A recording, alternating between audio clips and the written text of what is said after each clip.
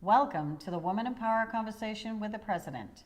My name is June Beland, and I am the founder, president, and CEO of the Women's Chamber of Commerce. We will talk about many members who are presidents of committees, division leaders, board of directors, corporate members, leaders, and young professionals and advertisers. For more information, please visit our website. The name Woman in Power was derived from our new Woman in Power business magazine. The cover is reserved for women in very high-profile positions that men normally would have, with articles about business education, high-profile women in Nevada that are business owners, or high-profile executives.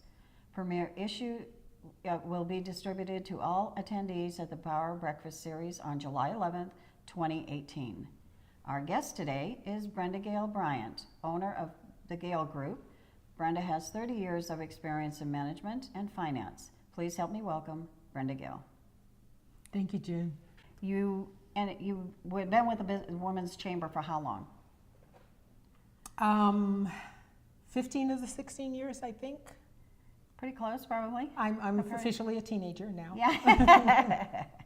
Now, you have been with us a long time, and you've been busy with your business, but now you've got a little more time, so you're getting more involved with the Women's Chamber. Yes. But now you were just made the director of the Educational Council, which is a brand new council that we set up. Right. And why don't you tell us what you're going to be coming up for the balance of this year and what you're going to do for 2019? Well, what we want to do with the Education Council is to have education programs for our members and for guests who would like to learn more about getting stronger in their businesses, different aspects of their businesses. So we're looking at having someone come in and talk about funding, to have someone come and talk about franchising, to have people come and talk about different areas of where people who are in business need just a little bit more help and a little bit more education.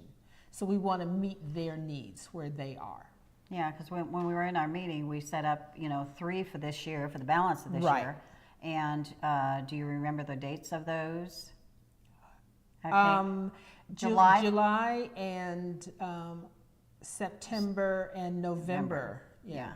And and the first one's gonna be about funding. The funding information, because that's extremely important, and there's new funding that's now being made available. So we want our members to know what that funding is, so that they can be some of the first to go out and say, yes, I'm available and I could use that funding. Yeah, and tentatively we're supposed to get Jerry Merritt. We'll still be getting her, but we are looking into locations because again we're setting up these and they're all new. Right. And so we're going to use some of our own members to actually use their boardrooms and things like that. So absolutely, absolutely. We would not only want to do the training for the members, but we also want to showcase the members. Mm-hmm.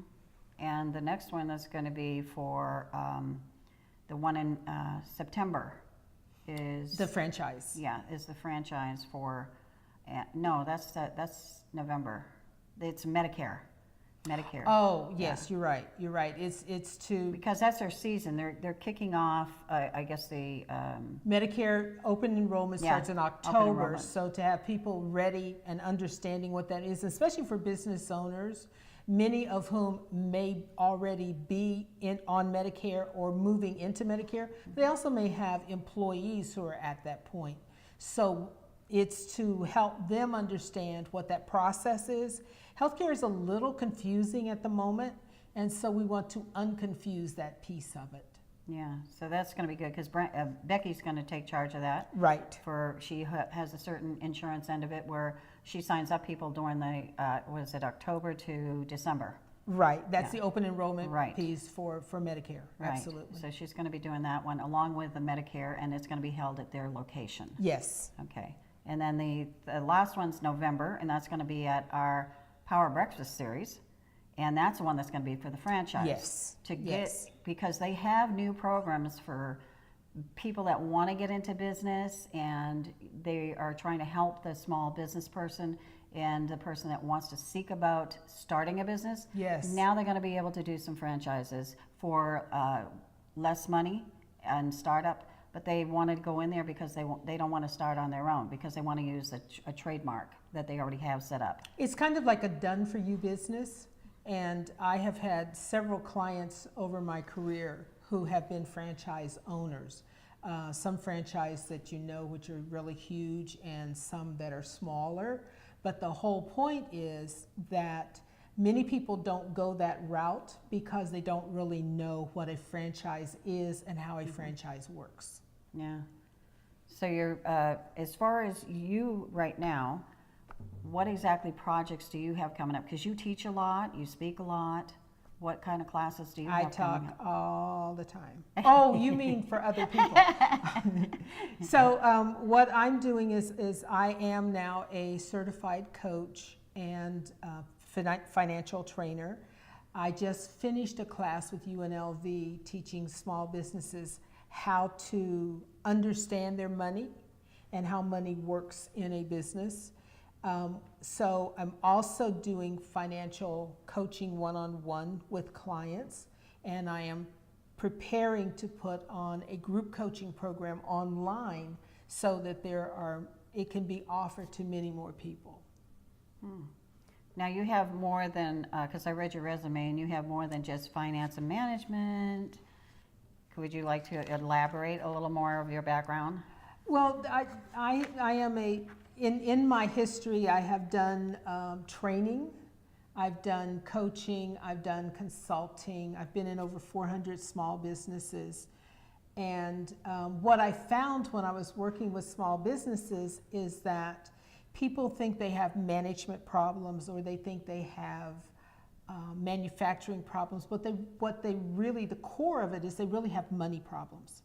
Because a lot of the problems that they have can be solved by bringing in someone or buying another piece of equipment, but they can't do that if they don't know where their money is, because they can't buy something with money they don't have.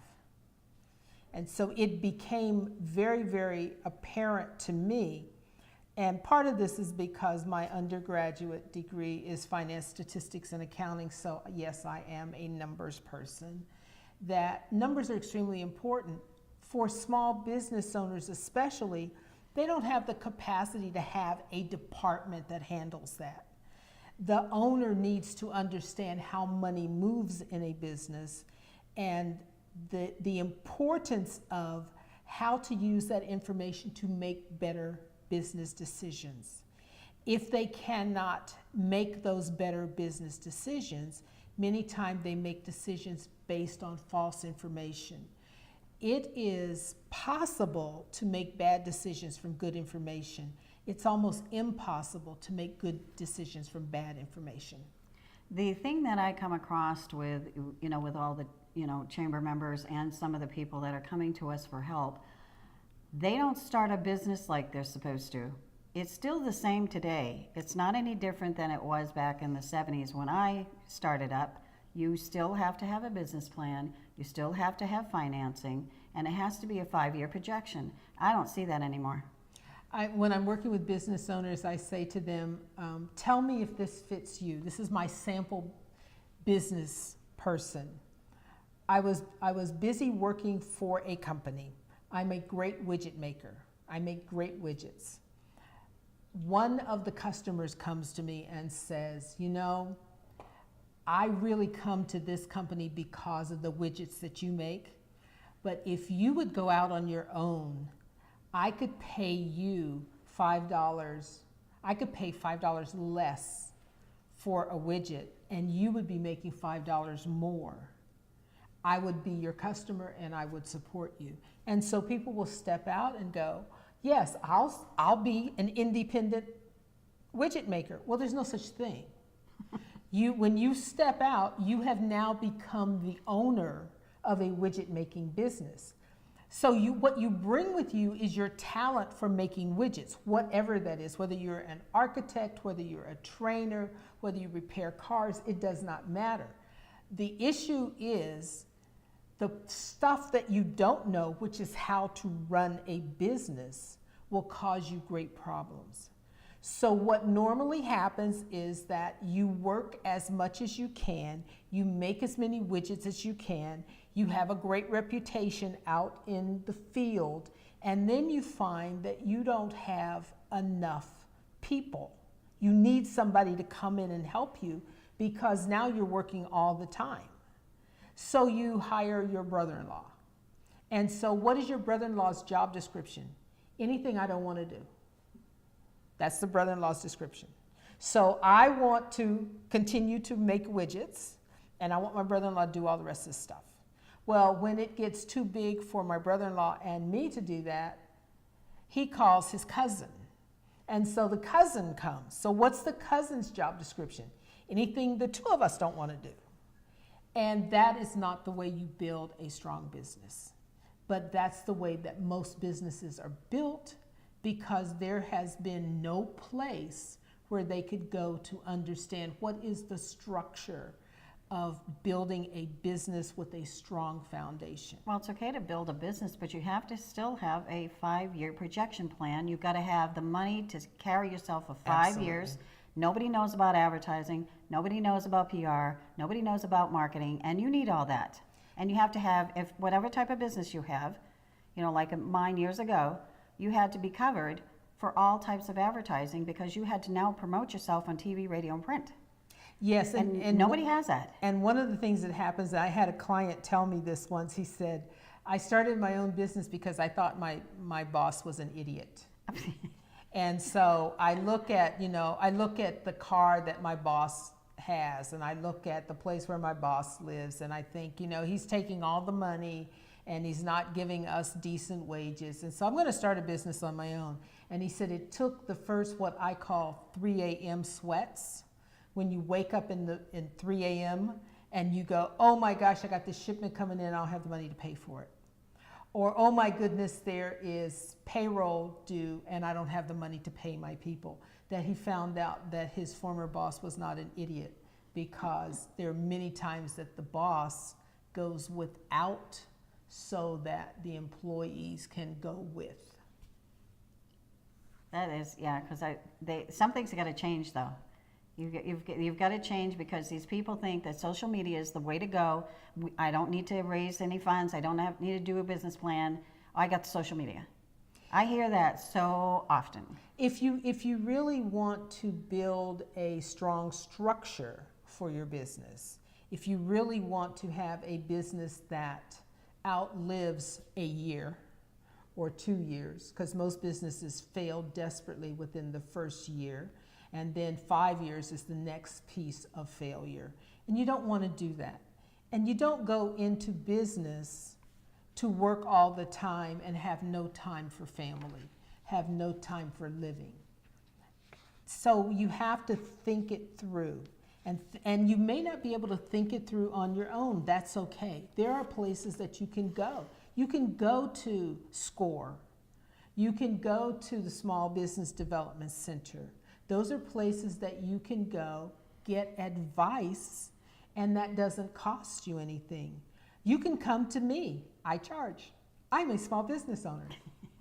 So, but there are places where you can get answers. And not every answer is on the internet. A lot of what you need to do as a business owner is have interactive conversation, because reading something and then having a question, the computer will not answer your question. Yeah, so I still think that we need to do something here locally to try to help, and that should be one of our educational goals. Absolutely. Is to really, when you're trying to start a business and you want to go out and do social media or whatever, you just have to find out the fundamentals first. You just can't go out and just say, okay, well, I don't need a business plan. I don't need to write anything. I know how to do this. Trust me, you do not. It's not going to last long. You probably last, 30 days, 60 days, if that. I don't think you'll last any longer than that if you have that mentality. There are a lot of good people that, do come to us and will listen to us. But there's the percentage of that is very little. It's very little. Any recommendations for people out there? So seek help. yeah, exactly. I mean, the bottom line is seek help. You don't. you're going into something that's new, you may think you know what is right. Verify it. What was it President Reagan used to say? Trust and verify, right? Trust your gut and verify your information. Yeah, because Make sure you have somebody whose opinion you trust, who can give you steps forward.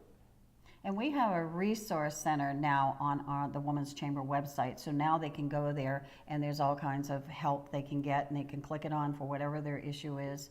But I wish they would, pay attention more and get more education on business before they start it, because some people do lose their homes and everything. So. And tell us your questions, because Yeah. we would be more than happy. That's part of what the Education Committee is all about.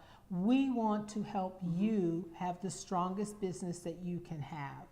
So tell us what issues that you have, because if you think, oh, I'm the only one who has this, you're already wrong. Yeah, well, I want to thank you so much for coming today. This is great, and I'm glad to have you on the team. Thank you, thank you. So you're in charge of it now. My name is just the title. I think I'm supposed to say thank you there too. Yeah. Oh, okay. Okay, to contact the Women's Chamber, please go to 702-733-3955, or you can go to our website at the Women's Chamber. And this is June Beland, and I want to thank you for tuning in today, and we'll